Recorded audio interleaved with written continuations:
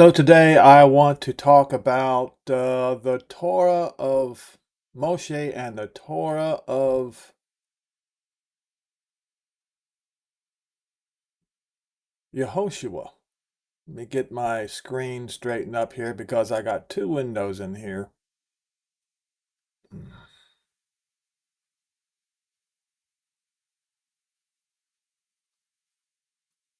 This is going to be a little bit on the long side, so bear with me, folks.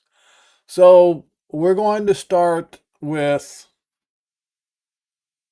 um,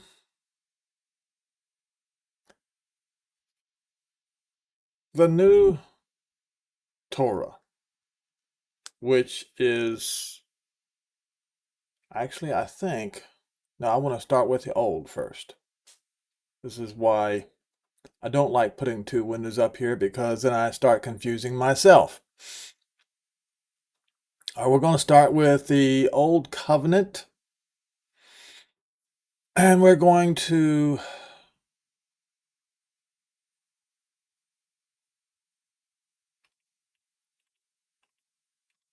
as you can see, it is written in Exodus 34. Okay. And this covenant was made to the people of Israel only. Okay. So I want to start in verse 29. It came to pass when Moshe came down from Mount Sinai and the two tablets of testimony, this is the second time, in Moshe's hand. He came down from the mount that Moshe, it says, knew that the skin of his face glowed while he talked with them. And when Aaron and all the children of Israel saw Moshe, behold, the skin of his face shone, and they were afraid to come near him. And Moshe called unto them, and Aaron and all the rulers of the congregation returned. And Moshe talked with them. So they first ran away from him because it scared them. Then he called them up, and then they came back. And afterward all the children of Israel came near, and he gave them the commandment, that all that Jehovah, not the Lord, had spoken unto him on Mount Sinai, is how it's pronounced. And Moshe was done speaking with him, he took a veil upon his face.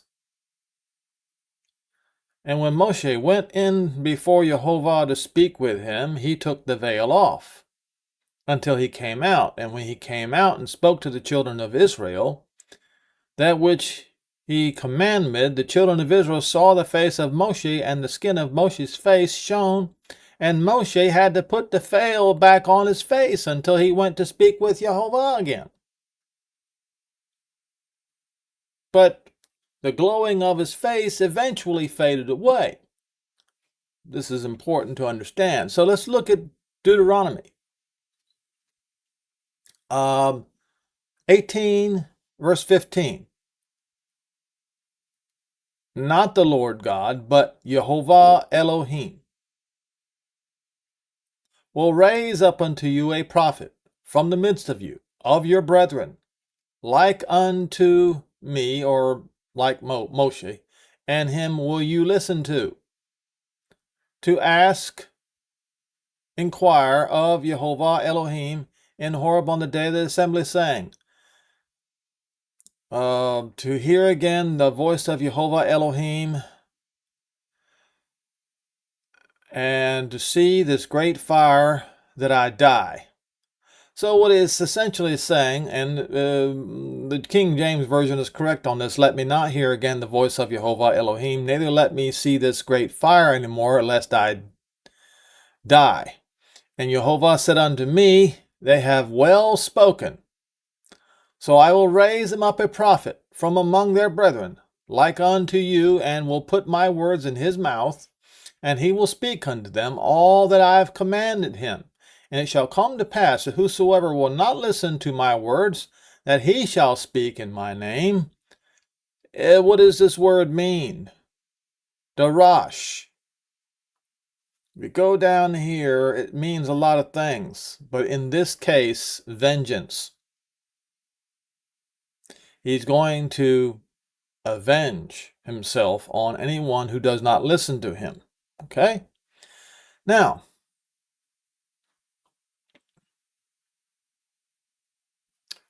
so in 2 Corinthians 3, Paul says, "But if the administration of death written and engraved in stones was glorious, so that the children of Israel could not steadfastly behold the face of Moshe for the glory of his countenance, which was glory, was rendered inoperative." In other words, it faded away. We all know why it did. Because it was temporary. How shall not the ministration of the Ruach be more glorious? If the ministration of condemnation be glory, how much more does the ministration of righteousness exceed in glory? For even that which was made glorious had no glory in that respect, by reason the glory was beyond. For if that which was rendered inoperative, the glory of Moshe, because you see, Moshe asked Jehovah to show him his glory. Jehovah said, "You cannot look in my face in my glory and live." So he showed him his back instead, so that Moshe would not die of the radiation that was coming from him.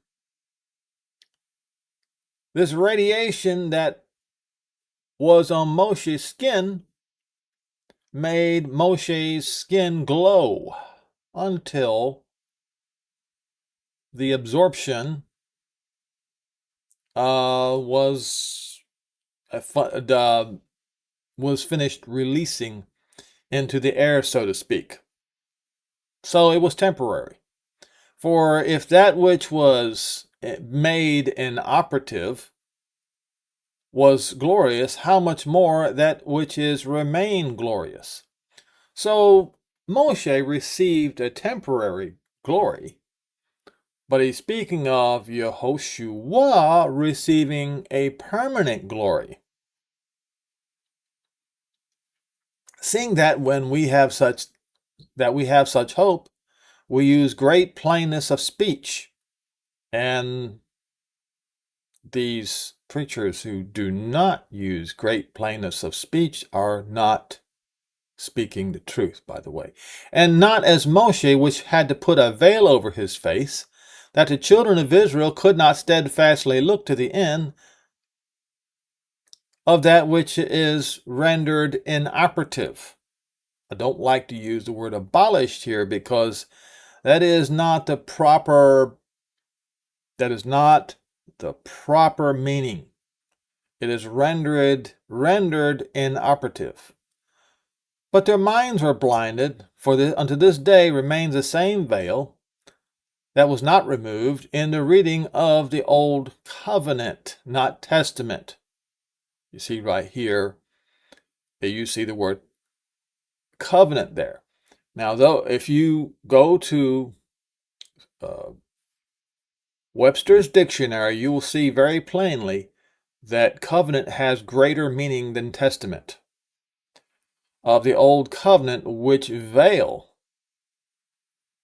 is the veil of Moshe is rendered inoperative in Yehoshua.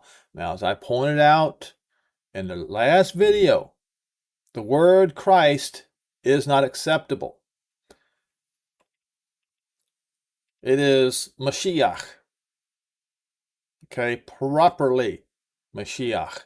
Do not address him improperly. A transliteration is not properly. You address him properly. All right.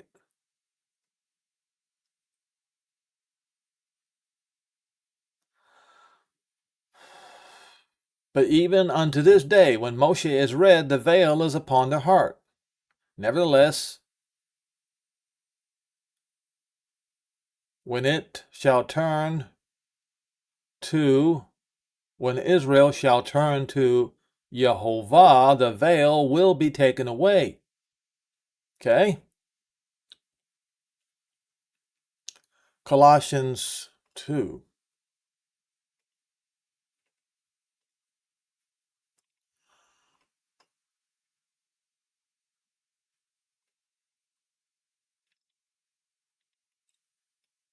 Verse 8. Beware lest any man spoil you through philosophy and vain deceit after the traditions of men, after the rudiments of this world, and not after Mashiach. Remember, it's very important to address him correctly. For in him dwells all the fullness of Yehovah, not Godhead, bodily. And you are complete in him who is the head of all principality and power, in whom you also are circumcised with the circumcision made without hands, and putting off the body of the sins of the flesh by the circumcision of Yehoshua HaMashiach, buried in him at the ritual bath, wherein you are also risen from him through the faith in the operation of Yehovah, who raised him from the dead, and you being dead in your sins and the uncircumcision of your flesh, he's speaking to Gentiles, of course, has he quickened together with him, having forgiven you of all trespasses, blotting out the handwriting of ordinances. But see, it says opinion or decrees. What is that? What is that talking about? Which is against us, which is contrary to us, and took it out of the way, nailing it to the stauros, not the cross. So, what were the handwriting of ordinances? That was decrees. These were decrees that declared you guilty. It's like when a judge hands down a sentence for breaking the law. So the judge says, so the prosecutor says to the judge, he's guilty. The defense says, I have him covered. The defense is Yehoshua. And took it out of the way, nailing it to the stauros, and having spoiled principalities and powers, and made a show of them openly, triumphing over. Let no man therefore judge you in meat, or in drink, or in respect of a holy day, or new moon of Shabbat, which are shadows of things to come. Oh, so the new moons and Shabbat are not taken away. They are shadows of things to come. Right. I will show you why at this point in time that the Shabbats and new moons were paused. But let me do this first here. Okay, and this is now he's speaking to the Romans concerning sin. Verse 12 in Romans 2, for as many have sinned without, or it says sin lawlessly shall perish lawlessly. As many have been sinned in the Torah shall be judged by the Torah. So right here again, King James Version is correct, where it says, for as many as have sinned without the Torah shall perish without the Torah. Well, how does one sin without the Torah? Well, Paul explains. Verse 14, for when the Gentiles which do not have the Torah, they do by the nature the things contained in the Torah. Well, they have laws saying you get a penalty for committing murder. You're not allowed to steal, etc. Right? Right. But they have nothing concerning Yehovah.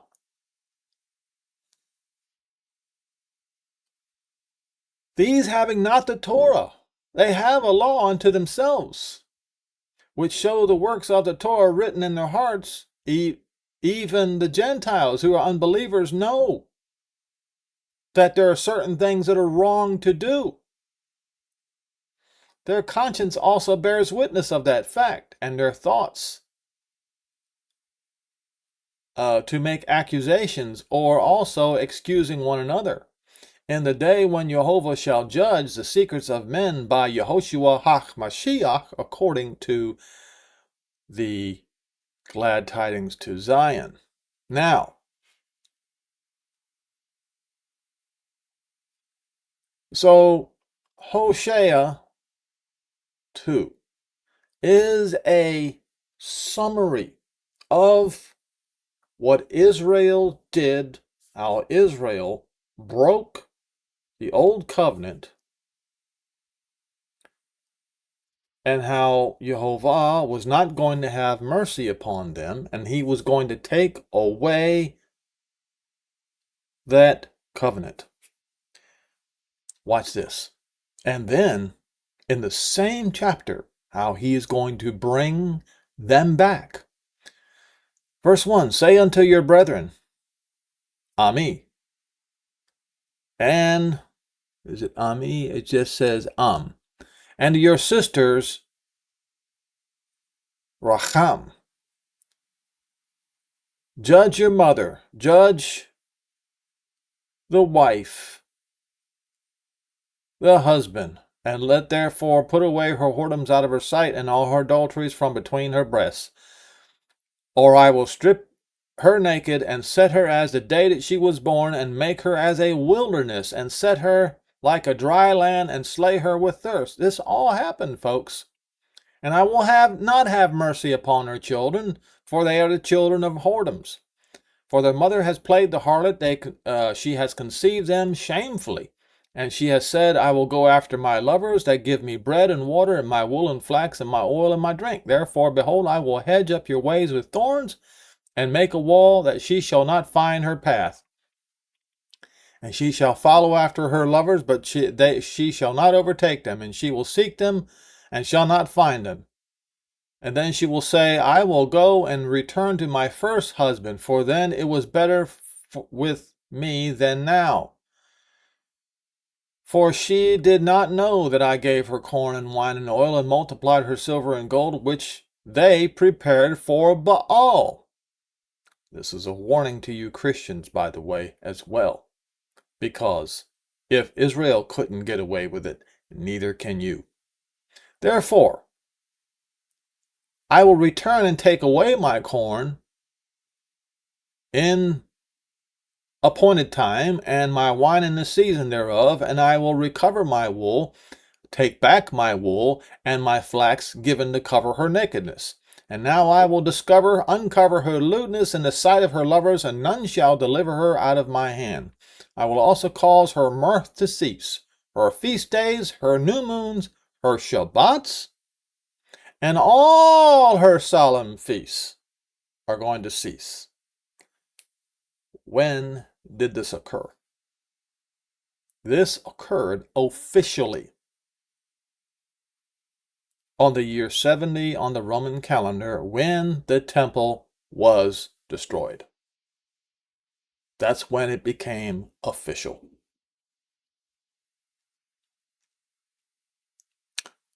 Is that going to be brought again?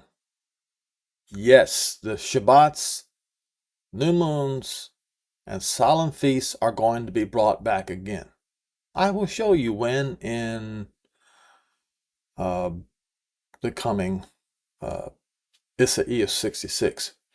I will destroy her vines and her fig trees, whereof she said, these are my rewards that my lover has given me, and I will make them a forest, and beasts of the field shall eat them.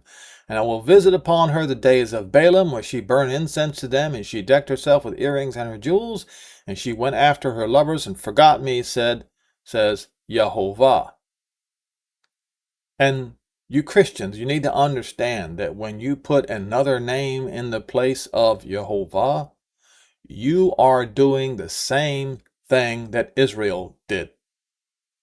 Like, for instance, using the name Got, or God, or Deus, or Dios, in place of Yehovah. You do the same thing.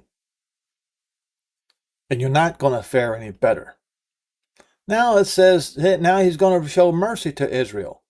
He says he's going to allure her and bring her back into the wilderness and speak comfortably to her. I will give her back the vineyards, and the valley of Achor shall be a door of hope, and she shall sing there as the days of her youth, as in the days when she came up out of the land of Egypt. And it shall be said on that day, says Jehovah, you shall call me Ish, and shall no longer call me Baal or Baali. For I will take the names of Balaam out of her mouth, and they shall no more be remembered by that name. And in that day I will make a what? This will be the new covenant for them. And with the beasts of the field, and with the fowls of heaven, and with the creeping things of the ground, and I will break the bow and the sword and the battle out of the earth, and I will make them to lie down safely. And I will betroth you unto me forever. I will betroth you with righteousness and in judgment, and in loving kindness and in mercy. I will betroth you unto faithfulness, to know, not the Lord, but Jehovah. It shall come to pass in that day, I will hear, says Jehovah, I will hear, I will testify the heavens, and they will testify the earth. And the earth shall testify the corn, and the wine, and the oil, and they shall testify Israel. I will sow her unto me in the earth. I will have mercy upon her that had not obtained mercy. And I will say to them which were not my people, you are my people, and they shall say, you are my Elohim. Now, Gentiles have twisted the scripture. You see, according to Hosea 2, because of Israel's unfaithfulness, they were punished and were called not my people. Then he's going to show them mercy, and he's going to call them my people again. Now, I'm pulling this up. So the new covenant, since the old covenant was rendered inoperative. Why was it rendered inoperative? I will show you in a few minutes.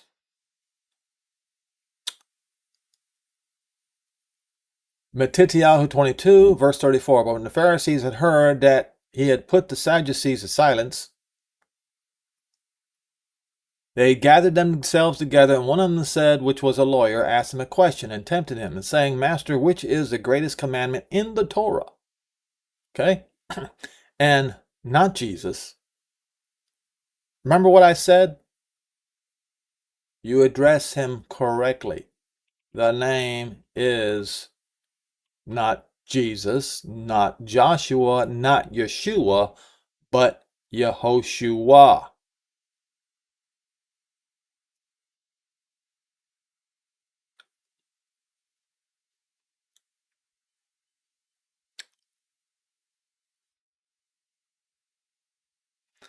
Which is the great or the greatest commandment in the Torah? And Yehoshua said unto him, you shall love not the Lord your God, but Yehovah Elohim. And if you continue to say Lord God, then you do not love Yehovah Elohim with all of your heart, and with all of your soul, and with all of your mind. This is the first and great commandment. Now, he didn't stop. He answered the question right there. But it was necessary, absolutely necessary, for him to mention the second one, the second greatest commandment. And the second is like unto it, you shall love your neighbor as yourself. On these two commandments hang all the Torah and the prophets. Now let's look at Yochanan 13:34. And this is Yehoshua speaking. A new commandment I give unto you, that you love one another, even as I have loved you, that you love one another. What context is this? Let's find out.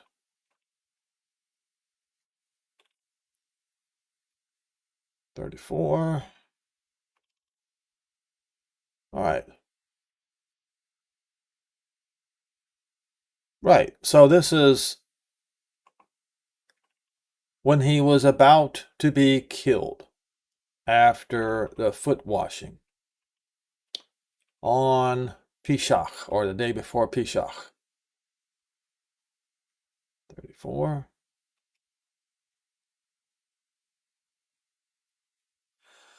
We'll start in 31. Therefore, when he was gone out, Yehoshua, not Jesus, said, now is the Son of Man glorified. So Moshe was glorified so much that he had a veil put over his face. But that glory was rendered inoperable. In other words, it faded until it was gone. The Son of Man is glorified, and Yehovah is glorified in him. If Yehovah be glorified in him, Yehovah, who also glorified him in himself, and has straightway glorified him, little children, yet a little while I am with you, you shall seek me. And I said unto the Jews, where I go you cannot come. So now I say to you, a new commandment I give unto you, that you love one another as I have loved you, that you also love one another. By this all men shall know you are my disciples, if you have my Talmudim, if you have one love for one another. Very, very important to understand. Now, so let's look at Matityahu 5, start in verse 17. Think not that I have come to destroy the Torah or the prophets. So what got Israel in trouble? They didn't read the words of the prophets. They only read the Torah, and they only read part of it. Because if they would have read Deuteronomy 30, if they would have read the Deuteronomy chapter that I just showed you, then they would have realized, I am not come to destroy, but to fulfill. Well, verily I say unto you, till heaven and earth pass, not one jot or tittle shall in any way pass from the Torah until all is fulfilled. When is all fulfilled? Well,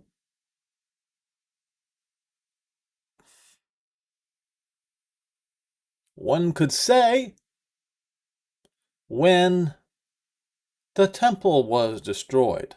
But wait, hold on, watch this.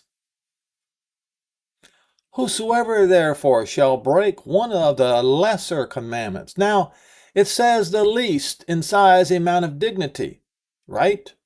And shall teach men to do so, he shall be called the least in the kingdom of heaven. Now, remember, we just read that the greatest commandment, the first and the greatest commandment is, you shall love Jehovah Elohim with all of your heart, with all of your soul, with all of your mind. And the second, which is the lesser commandment, is you shall love your neighbor as yourself. What is he talking about here? He's talking about a commandment that the Jews in his day did not keep, unfortunately.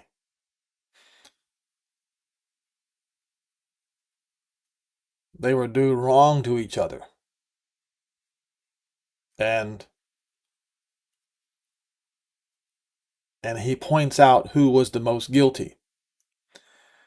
So whosoever shall break one of the lesser commandments, the least of the commandments, shall teach men to do so, he shall be called the least in the kingdom of heaven. But whosoever shall do and teach them, the same shall be called great in the kingdom of heaven.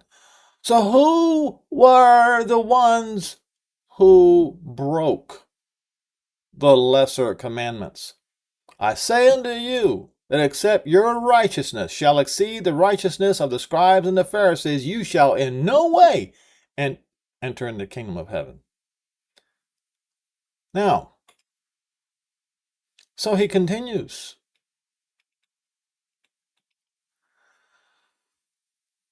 All of these commandments he's talking about here are the lesser commandments.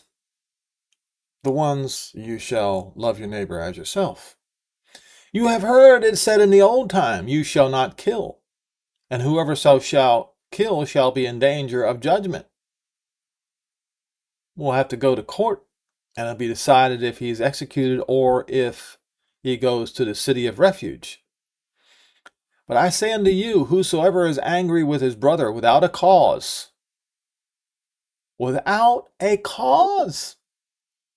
Now you Christians need to be shaking in your boots for this, shall be in danger of the judgment. If you are angry with your brother without a cause, you are in danger of the same judgment as somebody who actually kills somebody.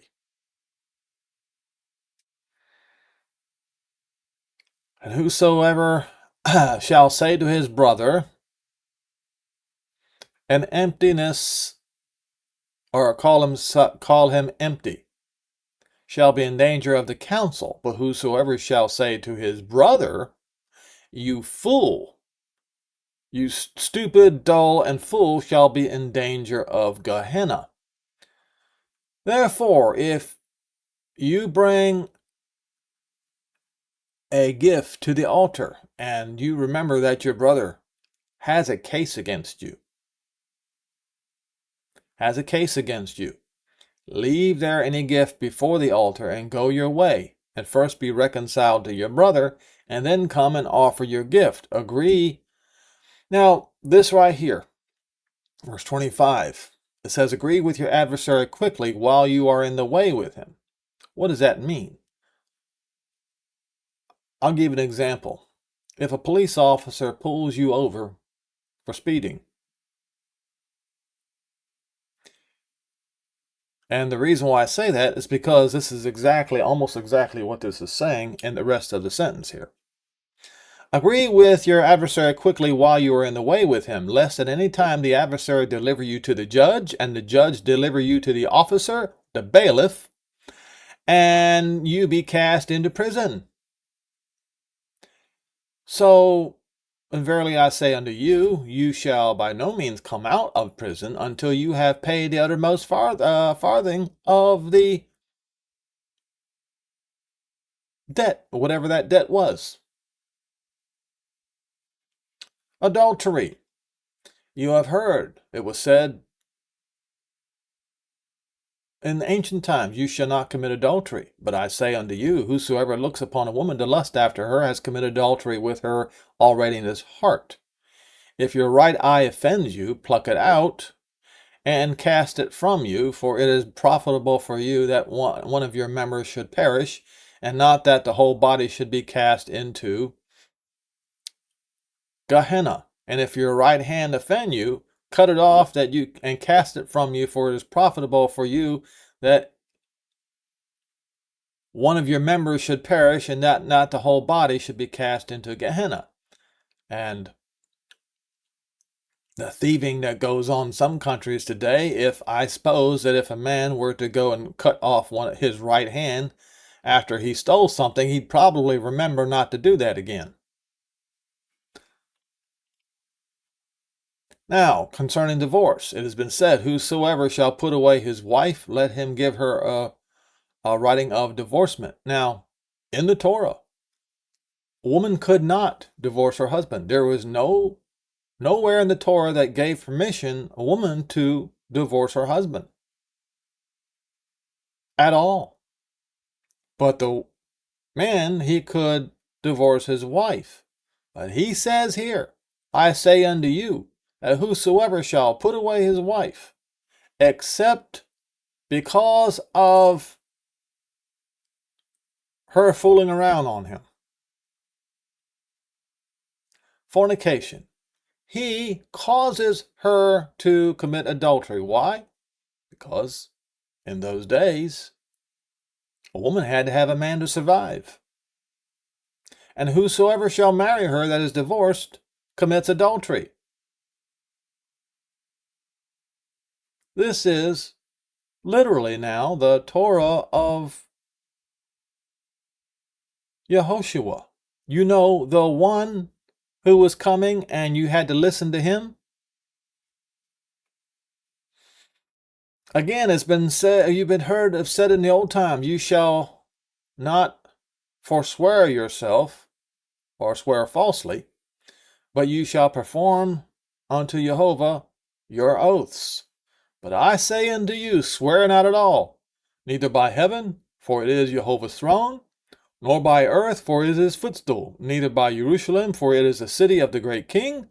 Neither shall you swear by your head, because you cannot make one hair black or white, but let your communication be yes, yes, no, and no, for whatsoever is more than that comes from evil. Now, love your enemies. You have heard it said in the an eye for an eye and a tooth for a tooth. But I say unto you that you withstand not evil. But whosoever shall smite you on your right cheek, turn to him the other also. And if any man will sue you in a court of law, and take away your coat, offer him your cloak as well. And whosoever shall compel you to go a mile, go with him 2 miles. Give unto him that asks. It says, give a request. This is how you do it. So if somebody needs to borrow something from you, like a jumper cable to start your car, their car so they can go to work,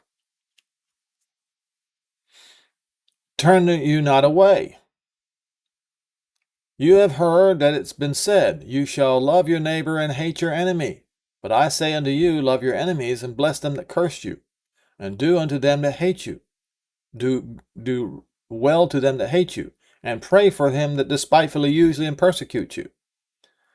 Now, why would you do this? This makes no sense to the average person. Okay, so the Jews did this to Yehoshua.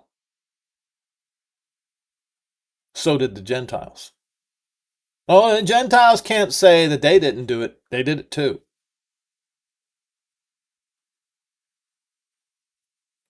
But Yehoshua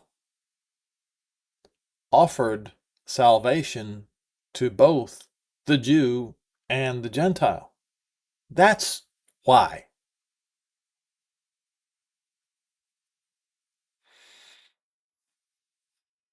Love your enemies and bless them who curse you, and do well to those who hate you, and pray for them who despitefully use you and persecute you, that you may be the children of your Father which is in heaven, for he makes his sun to rise upon the evil and upon the good, the righteous, and to send rain upon the just and the unjust.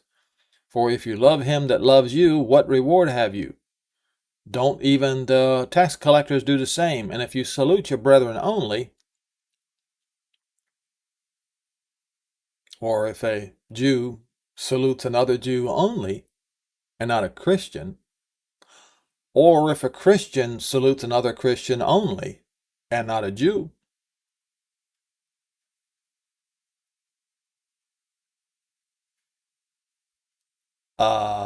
your righteousness is not any better than the tax collectors. Be you therefore perfect, even as your Abba, which is in heaven, is perfect. Now let's see here.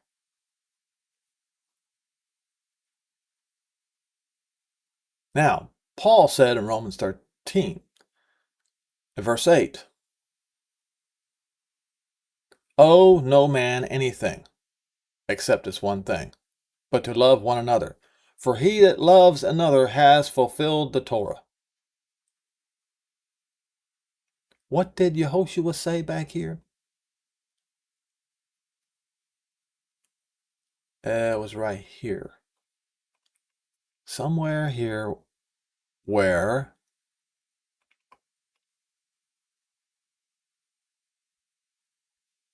whosoever shall break one of these lesser commandments and shall teach men to do so, he shall be called the least. So we are focusing on the lesser commandments right now.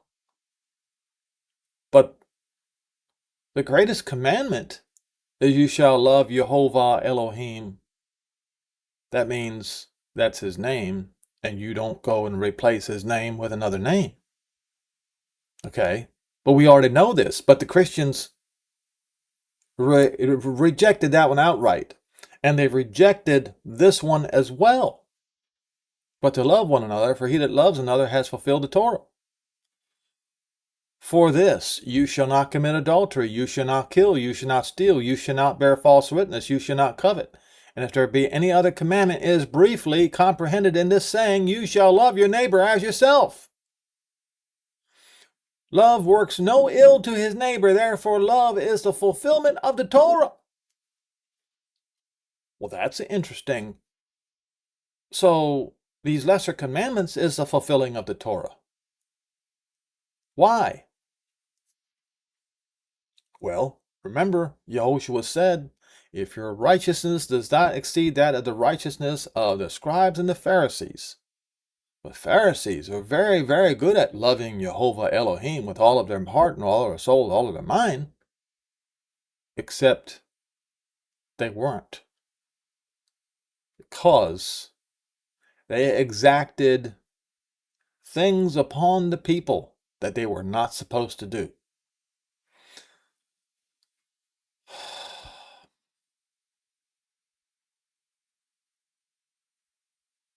Now, 1 Yochanan, whosoever shall confess that, not Jesus, but Yehoshua, is the son of Yehovah. Yehovah dwells in him, and he dwells in Yehovah. And we have known and believed that the love that Yehovah has to us. Yehovah is love. It's very important to understand, because that's the reason why the lesser commandments have great priority. And he has dwelled in love, dwells in Yehovah, and Yehovah in him. Herein is our love made perfect, that we may have boldness in the day of judgment, because as he is, so are we in this world. There is no fear in love, but perfect love casts out fear, because fear has torment. Yes, fear of whatever torments you.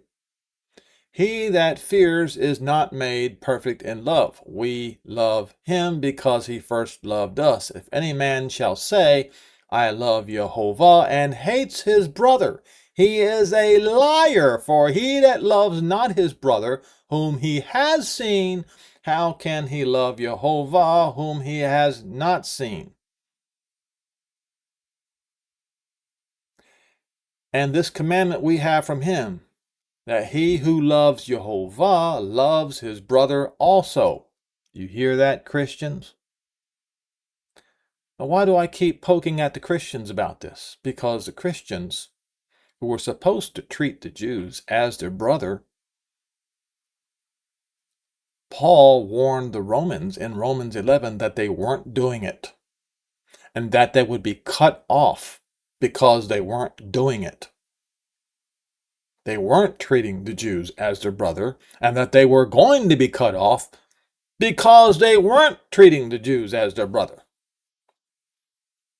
Now,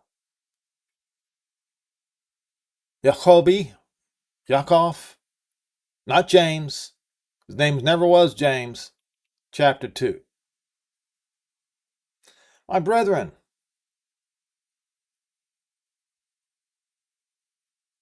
you do not have the faith of our Mashiach, Yehoshua, the Mashiach of glory, with respect to if you are a respecter of persons.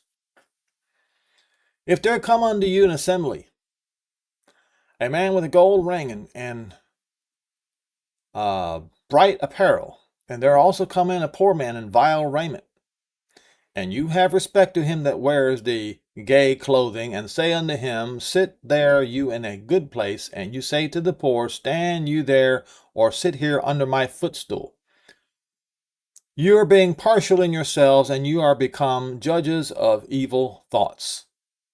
Listen, beloved brethren, Jehovah has chosen the poor of this world, rich in faith, and heirs of the kingdom, which he has promised to them that love him. But you have despised the poor. Don't the rich men oppress you in the court of law? Of course they do. Do they not blaspheme the worthy name by which you are also called? If you fulfill the royal law according to Scripture, you shall love your neighbor as yourself. You do well. But if you have respect of persons, you commit sin. So you are not loving your neighbor as yourself after all. And you are convicted of the Torah as transgressors. For whosoever shall keep the whole Torah and yet offend in one point, he is guilty of all. And he said, do not commit adultery. And he also said, do not kill.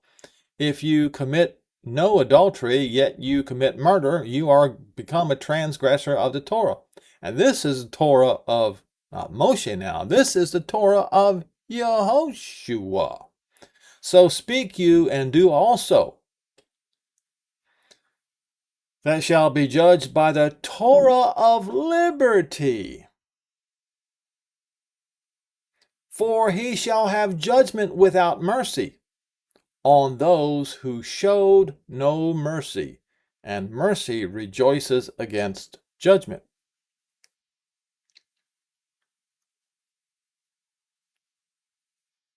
Now, so the new covenant, that was the Torah of the new covenant.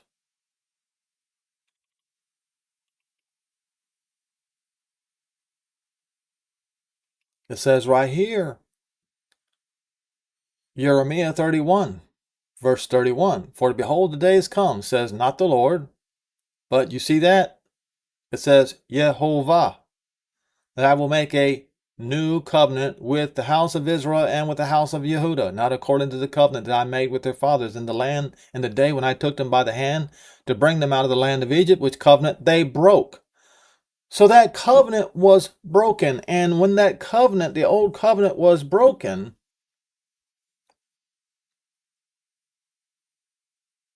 everything that was contained in that covenant had lost its glory, had lost its strength, and became obsolete on the day that the temple was destroyed. But the day is coming, says Jehovah, that he's going to make a new covenant with the house of Israel and with the house of Yehuda. Well, we just read the terms of the new covenant. But there's more terms of the new covenant. When I was husband to them, says Jehovah, but this shall be the covenant that I will make with the house of Israel. In the after part.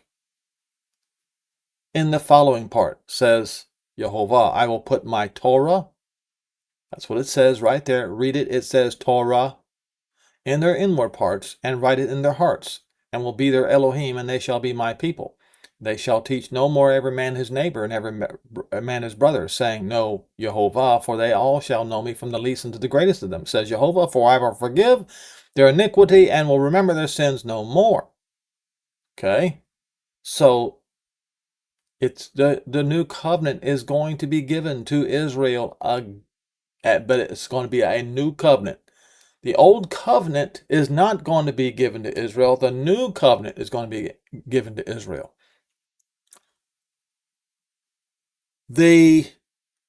At this point in time,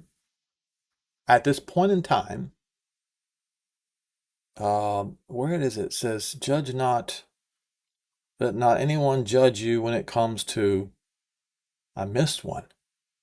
It's very, very important. Paul was talking about this. Let no man judge.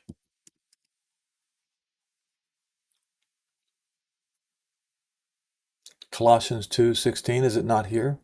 What happened? Oh, I got it in the wrong spot here. Okay, here we go.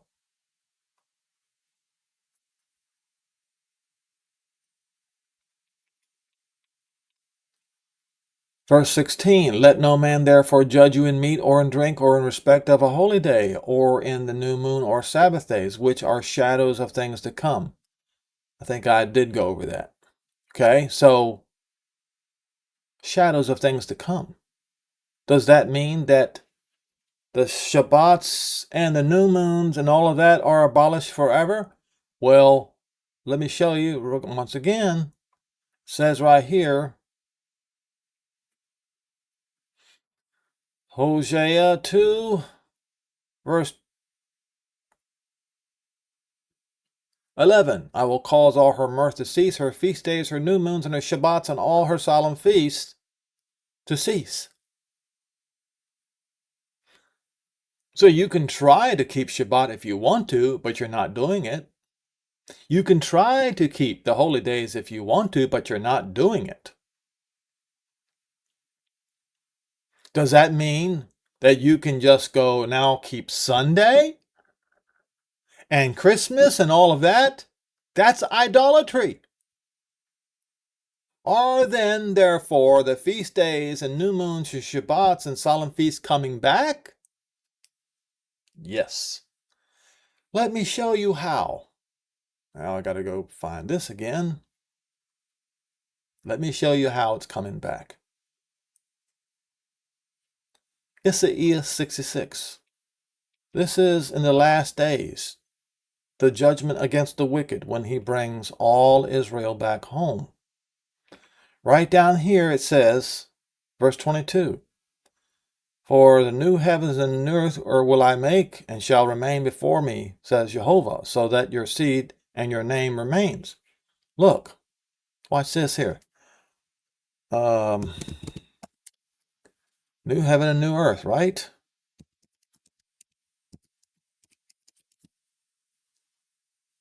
Revelation 21.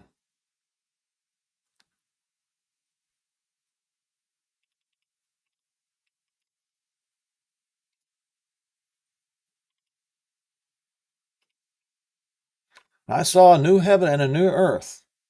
For the first heaven and the first earth were passed away. All right. So, for the new heavens and the new earth which will I make shall remain before me, says Jehovah, so that your seed and your name remains. And it shall come to pass that from one new moon to another, and from one Shabbat to another, shall all flesh come to worship before me, says Jehovah. Now, don't argue with me on this, because if you do, you're arguing with the scripture on this. The new moons, the Shabbats, and the holy days are all coming back. But you have to understand the reason why they were taken away. And you saw it in Hosea. I believe it was, well, where did I?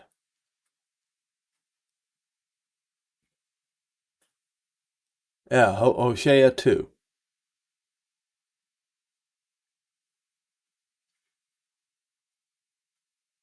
I will cause her mirth to cease, her feast days, her new moons, her Shabbats, and all her solemn feasts.